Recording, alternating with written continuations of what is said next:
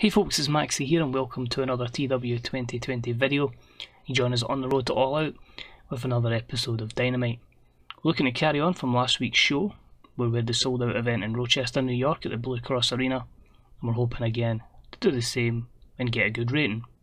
One small note, I done the show in Japan and of course picked the wrong region in Japan, so we lost Pop and Kanto by one, but we have enough talent to cover that show, and hopefully, as I say, we can get that area of Japan that we need to get us to Titanic to do the business.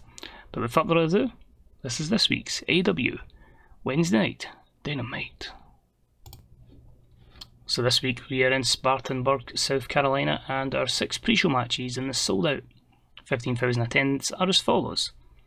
Jungle Boy took a victory over Kip Sabian at 8 minutes and 18 by pinfall, was a 67.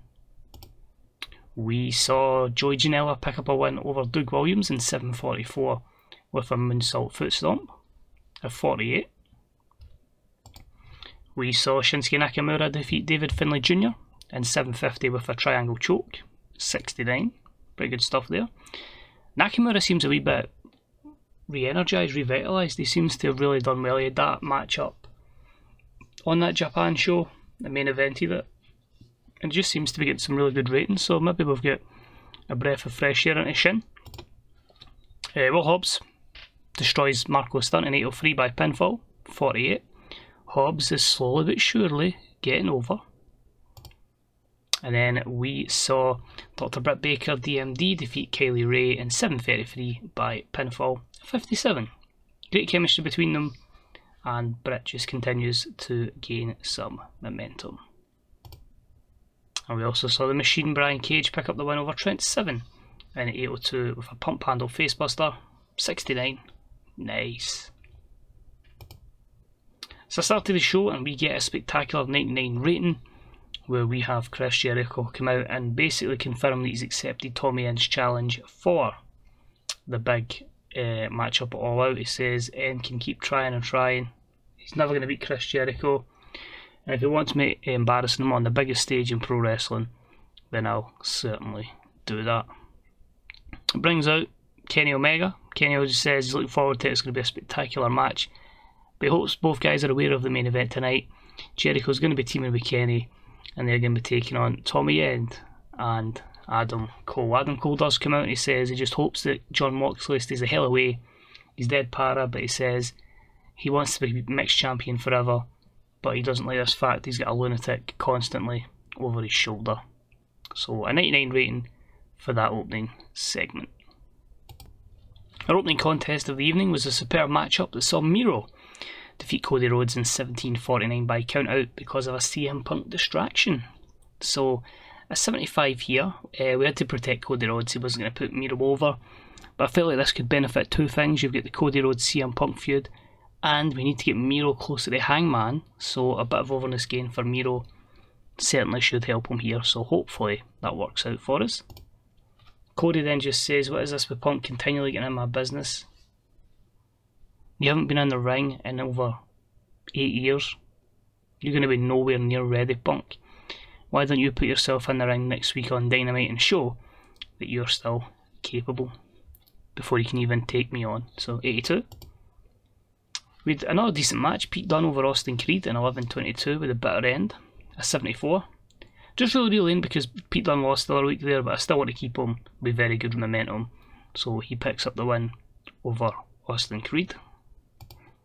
I then had a promo with Hangman, and Hangman says, good victory earlier on, but if you really want to face us, then you better make sure you make it to All Out, because I'm going to get you taken out before you even get there. So 81 promo from Hangman.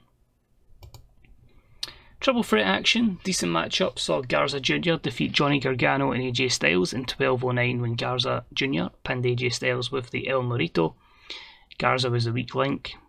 It seems a very random match, but AJ was more than happy to put Garza Jr. over. Both were heels, so to make use of the promise, which I did mention in previous episodes, that's why we done triple threat. So Garza gets a good victory and hopefully a boost to his overness. No real storylines implications here, just Garza making the most of that promise.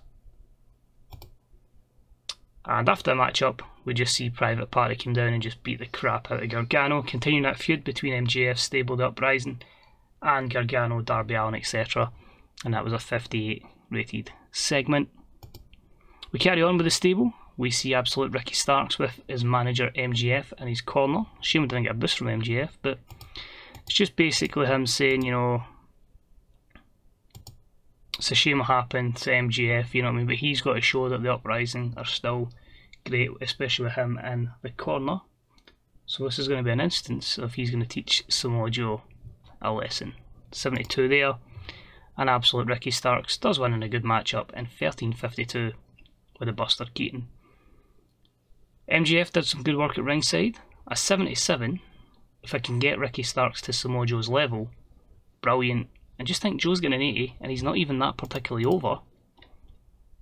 Could we see one more run for the Samoan submission machine at one point? But very good work there. I think Joe can certainly make a star out of Absolute Ricky Starks. Backstage, Miro finds the Blade on his own, and he absolutely destroys him, takes him out, whacks him with a chair on multiple occasions just before the Butcher can get to him. So that was a 63.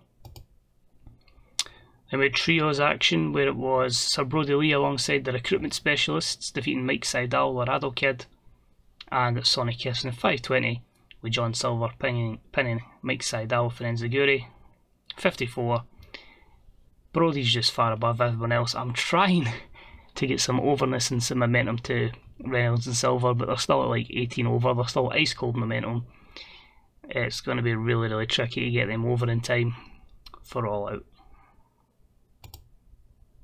Promo from Cole and Britt, and that's going to benefit Britt massively. 85, and they just say they really, really just hope that John Moxley and Thunder Rosa stay the hell out of their way, or they're going to bring a little surprise to them on Lightning tomorrow night. But 85, fantastic promo from that couple. Main event was just an 80, that's a bit disappointing. Exceptional matchup though, as Tommy End and Adam Cole defeat Chris Jericho and Kenny Omega in 21:47 when Tommy End pinned Chris Jericho with an Awari Death foot stomp. So it's a bit poor that we had to obviously have Kenny lose, but obviously all blame goes on Jericho here. I think we did protect Chris, which might lead to why we had an 80. We did.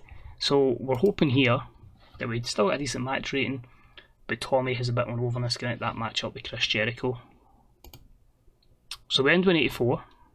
Increase our popularity in 9 regions.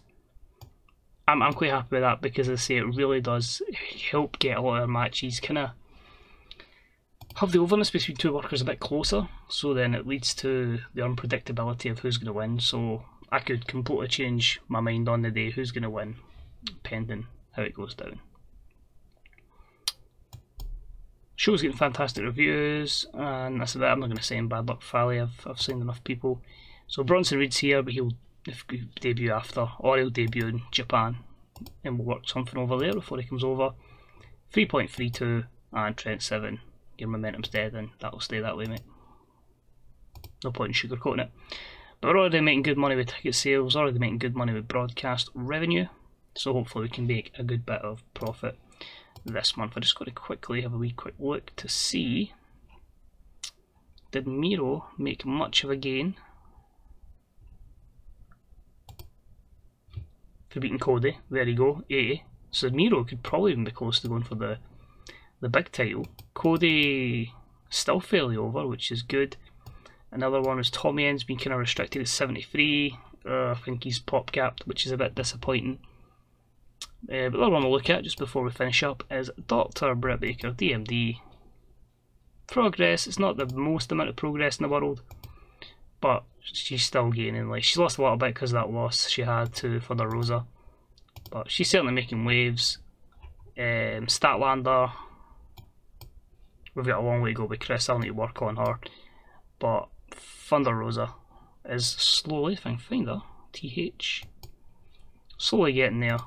Still could kill momentum. She's killed momentum for about 2 or 3 months now, but you can see the gain from 40 in May to 49.50, so there is progress. And as I say, the aim is to get all these women up to the level of an Ashley, up to that 79. That's what I want to try and get most of the division to, Bailey shouldn't be too far off with beating Mercedes, 67. I think Mercedes is just below that as well, if we can get her up. I want to try and break some of the women through here and get them up to 80s and 90s over, and really, not just obviously get the 100 rating with the men, but get it with the women as well. That'd be quite a fair accolade in this save.